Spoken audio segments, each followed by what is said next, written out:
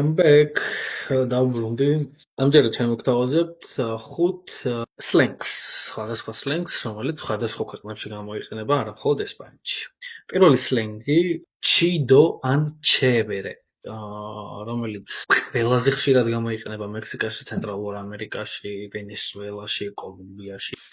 და ეს ნიშნავს რაღაც გენიალურს, საოცარს, უფრო ესე ქუჩურ, ცოტა იმაში თუ გადავიყვანთ, აი თესლიო რო ვიტყვით რა, ჩვენ ქართველები რო ვიტყვით, მაგალითად რა თესლი მანქანა გაქვს რა, იმ სტილშიც გამოიყენება.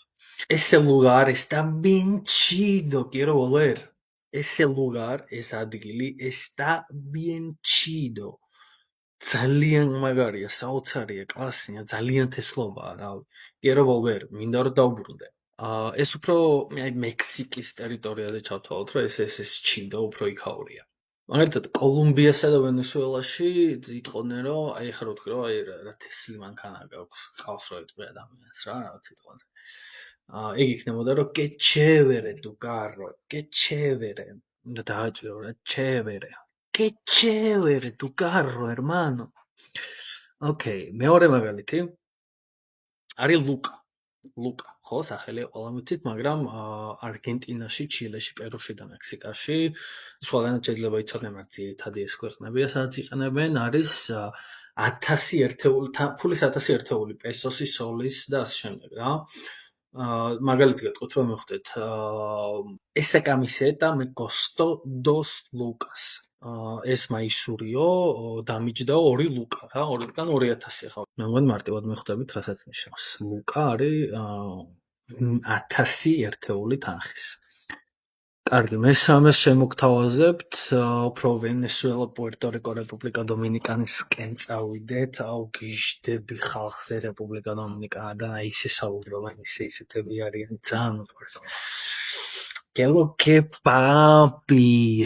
Okay, Ana. ეს სლენგი არის პანა. პანა არის შენი მეგობარი, ან უფრო ეს ადამიანი, რომელსაც კი რა თქმა უნდა შენი მეგობარი შეიძლება იყოს უფრო მეტიც, იმიტომ რომ უფრო ითქმის ადამიანზე, რომელსაც ენდობი რა. და მაგალითისთვის ვიტყვი, რომ ese tipo es mi pana. Nos conocemos desde niños. Ese tipo, ეს ტიპიო არისო ეს პერსონა ჩემი პანა, ну ჩემი მეგობარი, ჩემი სანდო ადამიანი, nos conocemos desde niños. ერთმანეთს ბავშვობიდან მოყოლებული ვიცნობთ. ასე რომ პანა ისეთია, რა, ვიღაცაზე ან ახალგაცნობილზე ვერ იტყვი, რომ პანა.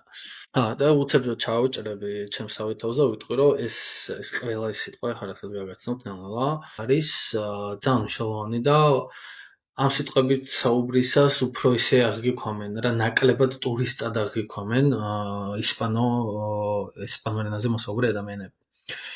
მეოთხე არის ბაკანო. ბაკანო არის უფრო კოლუმბიურ რესპუბლიკა დომინიკანის ხალხის გამოყენებადი სიტყვა და ნიშნავს რაღაც something great, excellence. და სასაცილოს, დივერტიდო, ხო, სასაცილოს რა, ესეც. ხიმილის მომღერს, კარგს, ასიამოვნოს. მაგალითისთვის ხო არა, დივერტიდო ამ შემთხვევაში სასაცილო არ არის, დივერტიდო არის გამომხიარულებელი, ესე ვთქვათ რა. კაი, ოკეი, მაგალითისთვის La fiesta estuvo bacana. Me la pasé genial. La fiesta estuvo bacana, hermano, me la pasé genial. არის თქმა უნდა, La fiesta გეცოდინებათ, ფართი იყო, ну ბაკანა რა, ძალიან cool იყო, ანუ ძალიან მიმხიარულეო, ძალიან სასიამოვნო, ძალიან კარგი იყო. და მე ამატებს, რომ me la pasé genial. აი გენიალურად გავატარე. ახლა მეხუთე მაგალითი ეს უკვე უფრო ესპანურია, რასაც მე ყველაზე ხშირად ვიყენებდი, არის guay და mola. mola ძალიან მადრიდია. აი mola არის ძალიან მადრიდი ხალხო, ეს იცოდეთ, ვინც მადრიდში აღმოჩნდებით, რა, აი mola არის რაღაცა push girl-ების და push boy ადამიანების ძერსკი საზოგადოების ესეთი ფრაზა, სიტყვა რა, mola რაღაცა. Okay. ესეც something geniusly, something incredible, რაღაცა საოცარი, რაღაცა მშვენიერი, რაღაც ძალიან ისეთი საბრძოლებას რო გიყვებს, ვაუ, რა მაგარი, რაღაც ეგეც ნიშნავს რა. და მაგალითისთვის ese grupo de música mola mucho. ეს მუსიკალური ეს ჯგუფი მოლა მუჩუ ძალიან მოწონს, ძალიან მაგარია, ძალიან მსიამოვნებს იმ შემოსმენელს. ან რაღაცა ტანსაცმელს რო იყიდი და რაღაცა ახალი ფეხსაცმელი გაქვს სიტყვაზე და estos mis zapatos molan mucho, molan mazo, mazo ძალიან მადრიდულია რო დაემახსოვროთ, იგივე muchos ანუ ძალს ნიშნავს და ხო რა, ესეთ რაღაცა. ეხლა ამ ხუთ მაგალითზე გავჩერდები და მეორე ნაწილს მერე ჩავწერ. Hasta la vista.